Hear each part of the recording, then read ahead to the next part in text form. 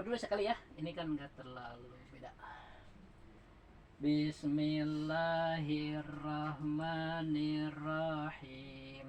Bismillahi ngawitan abdi ngaos kana ieu kitab ngalap berkah ku nyebat jenengan Allah Ar-Rahmani anu maparin nikmat ageng di dunya sareng di akhirat Ar-Rahimi tur anu maparin nikmat lembut di akhirat wungkul. Sok bismillah bareng sama Pak ya, sok. Bismillahirrahmanirrahim. Bismillahi ngawitan abdi ngaos kana ieu kitab ngalap berkah ku nyebat jenengan Allah Ar-Rahmani anu maparin nikmat ageng di dunya sareng di akhirat Ar-Rahimi tur anu maparin nikmat lembut di akhirat wungkul. Kami sendiri ya 5 kali, kalau udah hafal baru ditambah lagi gitu. Sok. Bismillahi ngawitan abdi ngaos kana ieu kitab ngalap berkah ku nyebat jenengan Allah Ar-Rahmani anu maparin nikmat ageng di dunya sareng di akhirat Ar-Rahimi tur anu maparin nikmat lembut di akhirat wungkul. Bismillahi ngawitan abdi ngaos kana ieu kitab ngalap berkah ku nyebat jenengan Allah Ar-Rahmani anu maparin nikmat ageng di dunya sareng di akhirat Ar-Rahimi tur anu maparin nikmat lembut di akhirat wungkul. Bismillahi ngawitan abdi ngaos kana ieu kitab ngalap berkah ku nyebat jenengan Allah Ar-Rahmani anu maparin nikmat ageng di dunya sareng di akhirat Ar-Rahimi tur anu maparin nikmat lembut di akhirat wungkul. Bismillahi ngawitan abdi ngaos kana ieu kitab ngalap berkah ku nyebat jenengan Allah Ar-Rahmani anu maparin nikmat ageng di dunya sareng di akhirat Ar-Rahimi tur anu maparin nikmat lembut di akhirat wungkul. Bismillahi ngawitan abdi ngaos kana ieu kitab ngalap berkah ku nyebat jenengan Allah Ar-Rahmani anu maparin nikmat ageng di dunya sareng di akhirat Ar-Rahimi tur anu maparin nikmat lembut di akhirat wungkul. Nah, itu jangan sampai lupa ya. makna basmalah ya. Basmalah itu ucapan Bismillahirrahmanirrahim ya, disebutnya basmalah ya. Kenapa basmalah ini ditulis di awal? Ini namanya kitab Tijan, Mi. Kitab apa? Tijan untuk menjelaskan ilmu tauhid ya. Mengapa bismillah ini dijadikan di awal? Nah, itu pertama karena mengikuti Al-Qur'an. Al-Qur'an juga dimulai dengan basmalah. Kenapa Al-Qur'an dimulai dengan basmalah? Tidak dimulai dengan Iqra bismi rabbikal ladzi khalaq, kan ayat pertama atau wahyu pertama yang diterima oleh Nabi itu adalah surah Al-Alaq. Berapa ayat? 5. Jadi kalau Umi belajar Al-Quran, orang-orang biasanya begitu. Surat pertama yang diwahyukan kepada Nabi, surah apa? Al-Alaq. Berapa ayat? 5. Kenapa Al-Quran tidak dimulai dengan Al-Alaq? Kan yang pertama diwahyukan kepada kanjeng Nabi itu surah Al-Alaq. Berapa ayat? 5. Umi tahu nggak jawabannya? Kira-kira kenapa? Kenapanya bukan Al-Alaq? Kan pertama kali turunkan wahyu itu Al-Alaq. Tahu nggak jawabannya? Nggak ya? Nah, kalau nggak tahu apa jelasin ya. Mi, yang dimaksud Al-Quran itu ada 4. Yang dimaksud Al-Quran itu ada 4. Pertama, Al-Quran yang ada pada zat Allah subhanahu wa ta'ala. Yang dimaksud Al-Quran itu ada 4. Yang pertama adalah Al-Quran yang ada pada zat Allah subhanahu wa ta'ala. Itu yang menjadi sifat Allah. Disebut sifat kalam atau kalamullah. Jadi Al-Quran itu kalamullah juga begitu. Ya. Yang ada pada zat Allah itu kalamullah namanya. Hakikinya.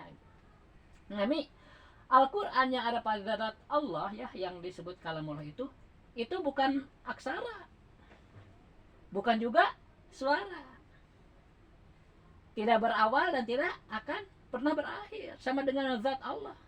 Sifatnya itu Qadim. Apa? Qadim itu tidak ada awalnya, tidak permulaannya.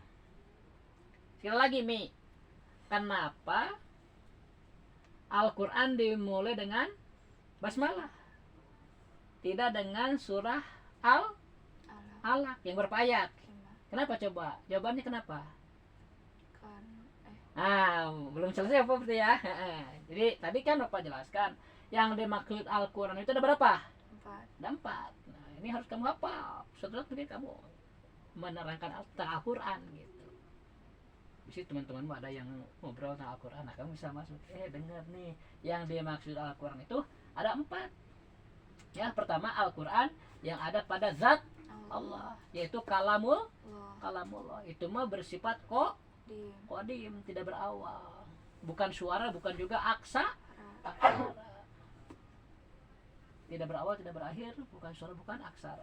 Ya, itu yang pertama. Yang kedua, Al-Quran yang ditulis di Lauhil Mahfuz.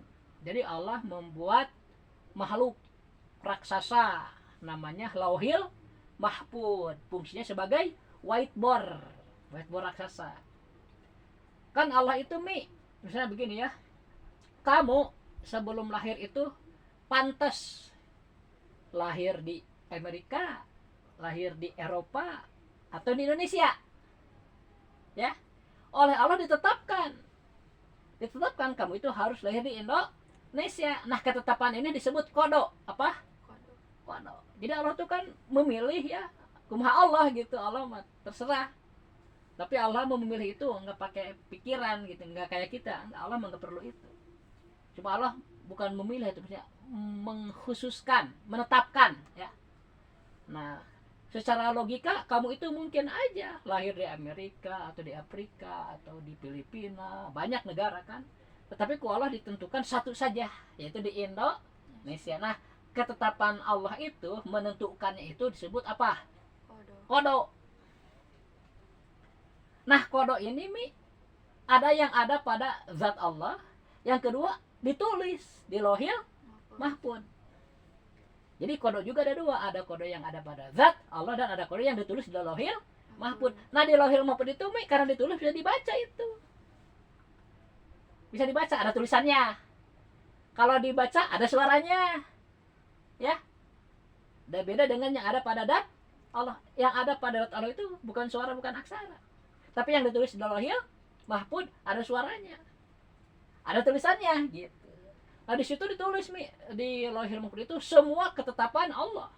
Yang dulu, yang sekarang, yang akan datang ditulis semua di situ. Di Lauhil Mahfud. Malaikat nggak bisa lihat Lauhil Mahfud kan, bisa baca. Nggak tahu ya, tapi termasuk Al-Quran. Al-Quran juga ditulis. Nah kalau Al-Quran betul bahasa Arab, tapi kalau yang lainnya belum Bapak dengar kejelasannya gitu. Jadi kan ditulis itu semua ketetapan Allah ya, termasuk Al-Quran juga ditulis di situ. Nah Al-Quran yang ditulis di Lauhil Mahfud disebut Al-Padus Syarifah. Apa? Al-Padus Syarifah. Kalau Al-Quran yang ada pada dat Allah disebut apa? Kalamullah. Yang ditulis di Lauhil Mahfud disebut apa? Al-Padus Syarifah. Al-Padus Syarifah itu artinya lapan-lapan yang mulia. Nanti Al-Quran yang ditulis di Lauhil Mahfud itu dimulai dengan Bismillahirrahmanirrahim, Alhamdulillahirrahmanirrahim, terus sampai An-Nas. Jadi kenapa? Sekarang ada jawabannya nih. Kenapa Al-Quran yang kita baca itu dimulai dengan basmalah, kemudian hamdalah dan seterusnya? Itu karena mencontoh, ngejiplak gitu. Ngejiplak Al-Quran yang ada di Lauhil Mahfud. Karena di Lauhil Mahfud juga yang dinamai Al-Padus Syarifah itu dimulai dengan Bismillahirrahmanirrahim, Alhamdulillahirrahmanirrahim, seterusnya sampai Anas. Persis Al-Quran yang kita baca itu ngikutin itu. Cuma yang di Lauhil Mahfud itu tidak pakai harkat, gundul ya. Dan yang kedua tidak ada nomor ayat. Misalnya Bismillahirrahmanirrahim ayat 1, enggak. Jadi nyambung gitu aja. Bismillahirrahmanirrahim, Alhamdulillah, nyambung terus, paham? Jadi Homi tahu jawabannya ya sekarang. Misalnya di sekolah ada temanmu yang bertanya, Mi, kenapa ya Al-Quran itu dimulai, Al-Quran yang kita baca itu maksudnya ya, disebut Mazhab Utsman itu. Kenapa Al-Quran yang kita baca dimulai dengan basmalah, bukan dengan surah Al-Alaq misalnya? Nah kamu jawab, karena Al-Quran yang kita baca itu susunannya mengikuti apa yang ditulis di Lauhil Mahfud yang disebut Al-Padus Syarifah. Karena di Al-Padus Syarifah itu ya, di Lauhil Mahfud yang dinamai Al-Padus Syarifah dimulai dengan Bismillahirrahmanirrahim, Alhamdulillahirrahmanirrahim, terus sampai An-Nas. Paham ya? Nah, yang ditulis di Lauhil Mahfud mah ada tulisannya enggak? Ada. Bisa dibaca enggak? Bisa. Berarti ada suaranya kalau dibacakan. Nah, itu mah bukan kodim, paham? Tapi hadis. Apa? Hadis. Hadis itu ada awalnya. Tetapi kalau kamu ditanya oleh temanmu misalnya, Homi, Al-Quran itu hadis atau kodim? Kamu harus menjawab Al-Quran yang ada pada dat Allah, kodim. Gak boleh bilang hadis, ya. Gak boleh, karena Bapak menjelaskan bahwa di Lauhil Mahfud itu hadis itu karena kita ngaji. Di tempat ngaji boleh dijelaskan itu, tapi di luar ini gak boleh. Kalau ada orang bertanya Al-Quran itu hadis atau kodim, jawabannya kodim. Karena yang dimaksud adalah yang ada pada zat Allah. Paham ya? Jadi Al-Quran itu ada 4. Pertama yang ada pada dat Allah disebut apa? Kalamullah, bersifat kodim. Kedua yang ditulis di Lauhil Mahfud disebut apa? Al-Padus Syarifah. Ini mah hadis ya, karena ada tulisannya dan ada suaranya kalau dibaca. Kalau di dat Allah mah bukan tulisan, bukan suara, bersifat kodim. Nah, setelah Al-Quran itu ditulis ya, karena sebenarnya bukan Al-Quran aja, kata Pak juga kan semua kodok ketetapan Allah ditulis itu. Misalnya orang itu pantas umurnya 70, pantas 90, pantas 80, pantas 100, ditetapkan oleh Allah salah satunya. Misalnya ditetapkan 100 tahun misalnya. Nah, itu kodok. Jadi kodok semua ya. Ketetapannya ditulis di Lauhil Mahfud. Termasuk katanya di Lauhil Mahfud itu ada apa? Ada pohon, namanya pohon Sidratul Muntaha. Nah, daun tiap pohon itu ada tulisan nama orang. Misalnya nih, Jaidun 40 hari lagi akan meninggal. Nah, si daun itu jatuh ke tangan malaikat Israel. pencabut nyawa, jadi tahu oh 40 hari dari sekarang orang ini dicabut nyawa gitu ya.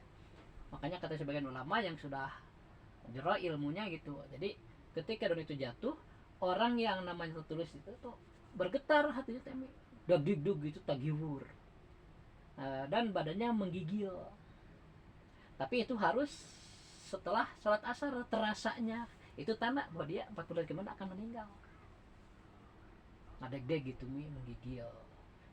Padahal nggak ada ini apa, biasa normal gitu, tapi dia, nah itu karena jadi kontak ya antara jatuhnya daun yang ada nama dia dengan batinnya gitu. Itu 40 hari sebelumnya itu udah ada tanda-tandanya gitu. Tapi nggak semua orang tahu itu. Yang ngaji aja yang tahu. Nah, jadi orang yang tahu mau dipersiapkan, oh satu mau meninggal ada tandanya nih, buru-buru ibadah, buru-buru taubat gitu kan. Nah yang kedua, Al-Quran itu yang ditulis di Lauhil Mahfud. Yang ketiga ini nih, setelah di Lauhil Mahfud beres ditulis ya, dianggap selesai lah dari Al-Fatihah sampai An-Nas. Karena malaikat diperintah oleh Allah untuk menulis juga, menyalin. Jadi malaikat itu bawa masap-masap semacam lembaran kertas gitu. Menulis mereka itu. Pasti dibagi tugas ya, misalnya ini dari ayat 1 sampai ayat sekian, sampai selesai itu, karena banyak malaikatnya kan. Setelah selesai menyalin, dikumpulkan jadi satu kitab ya, satu kitab. Kemudian disimpan di Baitul Izzah. Di mana? Baitul Izzah. Kamu lihat di atas ada langit kan? Nah, itu langit pertama namanya. Baitul Izzah itu ada di situ. Jadi ini langit, ya ada bangunan di sini nih. Baitul Izzah namanya. Persegi 4. Sama seperti Ka'bah. Nah kalau kamu tarik garis lurus ya dari Baitul Izzah ke bawah, Ka'bah di bawah itu lurus. Kalau misalnya tarik lurus ke atas terus di langit ke-7, langit paling tinggi ya, ada lagi tempat seperti itu, persegi itu, namanya Baitul Ma'mur. Ya, paling tinggi Baitul Ma'mur, kedua Baitul Izzah, ketiga Baitullah. Yang persegi 4-nya itu. Kalau Mekahnya kan luas kota ya. Nah kalau segi 4-nya itu kan Ka'bah teh ya, Baitullah namanya. Kalau yang ini bait itu diartikan kamar, kan segi 4 kecil kayak kamar gitu. Kalau rumah dar, bahasa Indonesia darun, rumah. Kalau sekamar disebutnya bait. Baitullah itu yang disebut Baitullah itu kotak perseginya. Kan kayak kamar gitu. Baitullah. Yang di atas Baitul Izzah. Di atas lagi Baitul Ma'mur. Nah kalau yang di bawah ini Baitullah tempat tawaf manusia ya. Manusia tawaf kan. Kalau yang di atas Baitul Ma'mur tempat tawaf malaikat itu. Malaikat juga sama. Tawaf, khutbah Jum'ah, sholat sama. Cuma mereka mah nggak dapat pahala. Kan nggak dikasih nafsu. Bahkan pahala-pahala malaikat itu diberikan ke manusia. Berarti bukan gak berpahala ya, cuma pahalanya dikasihkan ke manusia gitu. Nggak buat mereka mah nggak perlu. Karena kan malaikat mah selamanya taat kepada Allah, selamanya baik. Nah, yang ketiga tulisan para malaikat ya. Nah, salinannya itu disimpan di Baitul Izzah. Ini Lauhil Mahfud tuh di atas. Ya, kalau nggak salah sudah ditulis juga itu. Kalau Baitul Izzah kan di bawah, pasti malaikat itu turun dari langit ke-7 menuju Baitul Izzah. Nah turunnya para malaikat ini membawa mashaf Al-Quran itu sekaligus dapatan wahidan, itu yang disebut dengan nuzulul Quran. Itu yang hakikinya sekaligus, itu paling dulu itu. Sehingga yang dimaksud di surah apa, inna anzalnahu, terus inna anzalnahu fi lailatil surat apa? Al-Qadar. Nah itu. Inna anzalnahu fi lailatul qadri. Artinya begini. Inna sesungguhnya kami. Kalau Allah membahasakan kami berarti Allah bersama malaikat gitu. Sesungguhnya kami itu anzalnahu telah menurunkan kami terhadap Al-Qur'an fi lailatul qadri, kepada Baitul Izzah, ke langit dunia pada malam Lailatul Qadar. Itu kalau ditafsir gitu kan. Jadi inna anjalnahu fi lailatul qadar itu artinya sesungguhnya kami telah menurunkan Al-Qur'an ke Baitul Izzah, disimpan maksudnya di langit dunia pada malam Lailatul Qadar. Malam Lailatul Qadar itu malam itu ditulis segala ketentuan itu termasuk Al-Qur'an itu. Entah memang malam kejadian atau karena memang belum ada makhluk lain kan ya. Ini yang ketiga. Jadi yang pertama yang dimaksud Al-Quran itu adalah Al-Quran yang ada pada zat Allah yang disebut kalamullah, yang bukan suara, bukan aksara, dan bersifat qadim. Kedua, Al-Quran yang ditulis di Lauhil Mahfuz yang dinamai Al-Fadus Syarifah. Ini mah ada tulisannya, kalau dibaca ada suaranya ya, bersifat hadis. Hadis itu baru. Yang kedua, yang ketiga, Al-Quran yang disimpan di Baitul Izzah, ruang perpustakaan lah gitu. Nah, itu nggak ada namanya. Yang ketiga, yang keempat, Al-Quran yang biasa kita baca yang disebut Mashab Mani, karena ketika di zaman Nabi Al-Quran itu nggak boleh ditulis, nggak boleh dibukukan begitu. Setelah Nabi meninggal, jadi dihafal, ditalar. Seluruh sahabat Nabi hafal Al-Quran katalar. Sehingga seluruh sahabat Nabi itu adalah mujtahid, ahli hukum gitu. Enaknya mereka itu kan ketemu sama Nabi, kalau ada masalah bisa diputuskan dengan Nabi. Kalau nggak ketemu Nabi, mereka bisa bikin inovasi sendiri, ijtihad namanya itu. Tapi nggak jauh dari Nabi kan, karena ketika pernah ada 2 sahabat ya dalam perjalanan ya kemudian nggak bisa wudhu gitu karena nggak ada air ya. Yang satu kalau nggak salah dua-duanya tayamum ya. Nah, pokoknya sholat lah tapi nggak wudhu gitu ya. Nah, kemudian setelah melanjutkan perjalanan nemu air. Nah, yang seorang itu wudhu sholat lagi. Nah, kemudian ketemulah mereka selesai penantu dengan Nabi, bertanya kepada Nabi, yang ini misalnya sholatnya sekali gitu kan, tayamum aja. Yang ini 2 kali kan, ya, udah tayamum terus ketemu air sholat lagi, mana yang benar gitu. Kata Nabi, dua-duanya benar.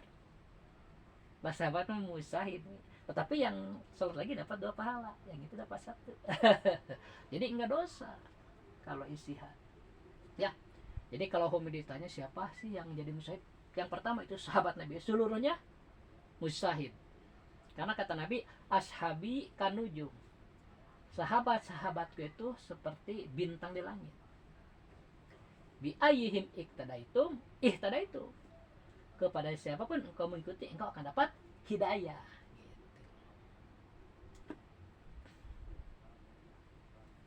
Itu ya. Jadi ketika zaman Nabi belum ada, Al-Quran itu belum dibukukan. Bahkan Nabi melarang sahabat menulis Al-Quran, bisa beda-beda gitu. Jadi yang hafal Al-Quran tuh ditalar semua. Nah, setelah Nabi wafat nih, kan kemudian Sayyidina Abu Bakar, sahabat yang pertama itu, diangkat jadi khalifah pertama ya, pengganti Nabi ya. Nah, di zaman khalifah Abu Bakar nih terjadi peperangan antara umat Islam dengan Musailamah. Musailamah itu ngaku Nabi. Tuh, di zaman sudah Nabi wafat aja ada yang ngaku Nabi. Tapi emang bukan orang sembarangan itu, bisa sihir lah. Jadi banyak orang Muslim yang tertipu, percaya gitu. Akhirnya kan terbelah 2 umat Islam itu. Karena Musailamah juga ngajarin bahwa nggak wajib zakat katanya, gitu kan. Yang terhipnotis dengan ajarannya ngikutin dia.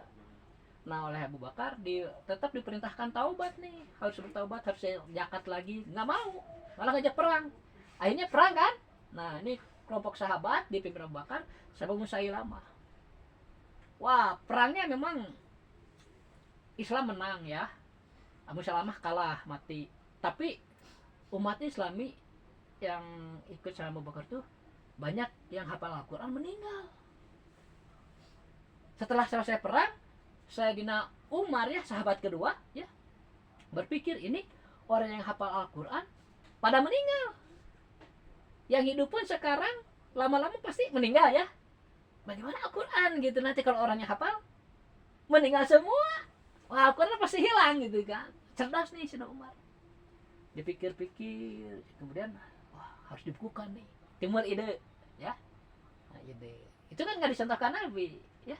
Nah, kemudian mendatangi Abu Bakar, khalifah yang pertama itu, dia bilang gitulah gitu, pertimbangan saya Al-Quran kayaknya harus dibukukan karena gini gini gini gitu. Awalnya Abu Bakar juga nggak mau, oh nggak mau, saya nggak ada contoh dari Nabi, bid'ah gitu kan. Tapi kata Sayyidina Umar, ya tapi kalau dibukukan gimana, nanti orang nggak tahu Al-Quran ya. Sekarang aja Al-Quran udah dibukukan banyak nggak bisa baca apalagi kalau ada bukunya ya Mi, kita nggak tahu Al-Quran. Wah bingung nih Abu Bakar, pikir benar juga gimana ya. Akhirnya Abu Bakar juga terpengaruh, oh ya udah ya udah. Nah itu sebenarnya istihad karena Abu Bakar dan Umar ini sahabat Nabi kan, kata Nabi setiap sahabat itu musyahid. Musyahid itu boleh Mi, ngerti nggak, boleh menetapkan hukum, boleh musyahid itu dapat legalitas dari Nabi. Kalau bukan musyahid haram nyiin hukum gitu. Karena kan banyak misalnya orang baca satu ayat Al-Quran, dulu pernah ikut waktu belum pesantren di ITT ayat Masjid Libasut Taqwa, mungkin misalnya masih ada namanya mesinnya itu, teknologi tekstil ya dulu kan bapak di Cadas. Wih ngaji teh Al-Quran teh di Keriung 10 orang baca satu ayat aja, udah itu beres baca ditanyain, menurut anda bagaimana nih makna ayat yang pertama misalnya. Nah itu Mi kita kan bukan ahli hukum ya, pada waktu itu bapak nggak ngerti, asa bener seneng gitu kan. Oh itu salah, nggak boleh Al-Quran begitu. Kita boleh mentafsirkan Al-Quran harus mengikuti ulama, karena nggak tahu bahasa Arab itu, kita nggak tahu sebenarnya yang dimaksud A-nya itu apa gitu, nggak bisa diperkirakan gitu ya. Dulu bapak nggak tahu, ikut aja selama pesantren, oh itu tuh nggak boleh. Nah Mi, setelah Sayyidina Abu Bakar berpikir, oh benar juga nih, kalau nggak dibukukan pasti Al-Quran akan hilang. Nah barulah mereka berdua mendekati Zaid bin Sabit, sahabat juga. Zaid bin Sabit itu dulunya sekretaris Kanjeng Nabi. Kan Nabi mah nggak sekolah, jadi nggak bisa baca tulis. Nah Nabi menyuruh Zaid ini, karena Zaid mah pinter, sekolah dulu gitu, bisa nulis bisa baca. Nah jadi kalau Nabi menerima wahyu ya suruh Zaid menulisnya. Jadi Nabi punya tulisan sendiri gitu, yang nulisnya Zaid bin Sabit, ditulis sama Zaid tuh, ditulis dibukukan sendirilah, nggak tahu pakai apa, pelepah korma atau apa ya, kan belum ada kertas, zaman itu belum ada kertas. Kemudian datang Abu Bakar itu sama Sayyidina Umar itu menemui Zaid bin Sabit, diceritakanlah, Zaid gini, ini kan yang hafal Al-Quran banyak yang meninggal ya. Nah kami khawatir nanti Al-Quran hilang gitu, karena yang hafalnya pada meninggal, gimana kalau Al-Quran dibukukan. Sama Mi pertama nama jadi juga menolak, nggak mau, lebih baik saya memindahkan gunung ini aja, gunung Uhud katanya karena itu nggak dicontohkan Rasul, takut kan Mi. Kan ini gunung ya, gunung Uhud misalnya, dia pacu sedikit udah tanggung pindahkan ke sana terus. Lebih baik gitu kata dia mah, belilah orang nggak tahu berapa tahun ya sama sendirian misalnya gitu. Lebih baik begitu karena saking takutnya tidak dicontohkan oleh Nabi. Tapi kan oleh Sayyidina Umar dan Abu Bakar saja dibujuk ya, kalau enggak nanti orang nggak bisa baca Quran, Al-Qurannya hilang. Nah itu terpengaruh juga kan oke lah akhirnya mau. Nah, jadi Mi, Zaid bin Sabit itu misalnya, siapa yang mendengar ayat Bismillahirrahmanirrahim, datang gitu kan ke sahabatnya ya yang ada gitu. Ada misalnya sahabat, saya mendengar dari Rasulullah misalnya, kamu nggak boleh sendirian, cari siapa lagi yang mendengar gitu kan. Gitu, cari ada lagi 2 orang, nah baru Zaid menuliskan ya. Jadi apik Zaid demi untuk sembarangan gitu, setiap ayat harus 2 orang yang menyaksikannya gitu, yang mendengar dari Rasul gitu. Jadi catat sampai selesai. Dengar dari Rasul langsung. Iya kan sahabat mereka semua itu, walaupun Rasulullah meninggal kan ya, dulu tahu mereka itu karena Al-Quran itu kan kalau dari Lauhil Mahfud ke Baitul Izzah sekaligus ya, tapi ke Kanjeng Nabi mah, nah misalnya malaikat Jibril diutus menurunkan wahyu soal alaq ya, malaikat Jibril tuh hafal nih, tapi bilang takdim menghormati Al-Quran, masuk dulu ke Baitul Izzah dibaca surah Al-Alaq yang 5 itu 3 kali. Saking hormatnya sama Al-Quran gitu. Walaupun hafal, setelah dibaca 3 kali baru turun lurus ke bawah nih. Pas mau kena ke Baitullah ya, baru berbelok. Di mana adanya Kanjeng Nabi. Kalau Nabi masih di Mekah, nah ayat yang diturunkan di kota Mekah disebutnya golongan ayat Makkiyah. Tapi ketika Nabi udah hijrah, ya malaikat Jibril itu kan turun lalu belok ke Madinah ya, disebut surat Madaniyah. Nah, itu mah dicicil Mi. Kata Siti Aisyah, istrinya Kanjeng Nabi, dicicilnya Al-Quran itu selama 22 tahun, 2 bulan, 22 hari. Jadi kata para ulama teh udah dibulatkan jadi 23 tahun.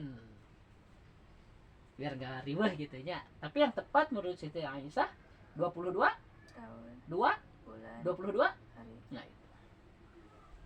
nah itu makan dicicil. Kok nggak sekaligus, kalau sekaligus mau ribuh tuh Rasulullah kayaknya.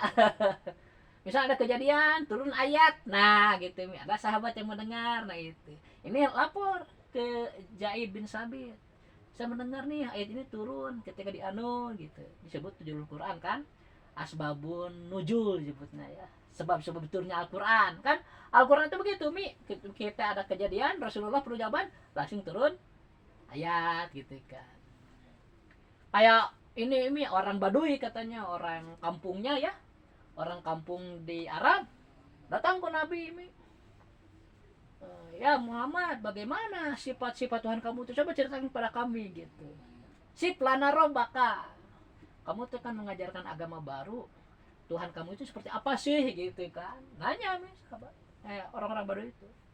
Kemudian turun ayat Qul huwallahu ahad, katakan hai Muhammad bahwa Tuhan kamu itu adalah Tuhan yang esa, lam yalid walam yulad, tidak dilahirkan dan tidak melahirkan, walam yakul lahu kufuwan ahad, dan tidak ada sesuatu pun yang menyamainya. Nah itu Mi disebutnya asbabun nuzul, sebab-sebab turunnya ayat. Karena turun Al-Quran sekaligus dari lahir mahfud ke Baitul Izzah, itu hakikatnya nuzulul Quran. Tetapi ketika malaikat Jibril menurunkan wahyu kepada Nabi Muhammad yang dicicil ya, yang 23 tahun itu, tetap itu pun disebut nuzulul Quran.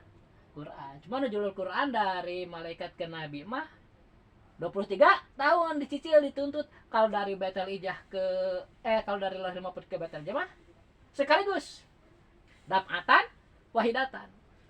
Jadi yang dimaksud di dalam surat Al-Qadar itu kan inna anzalnahu fil lailatul qadri, yaitu nuzulul Quran dari Lauhil Mahfuz ke Baitul Izzah ya, bukan dari malaikat ke Nabi Muhammad, bukan ya.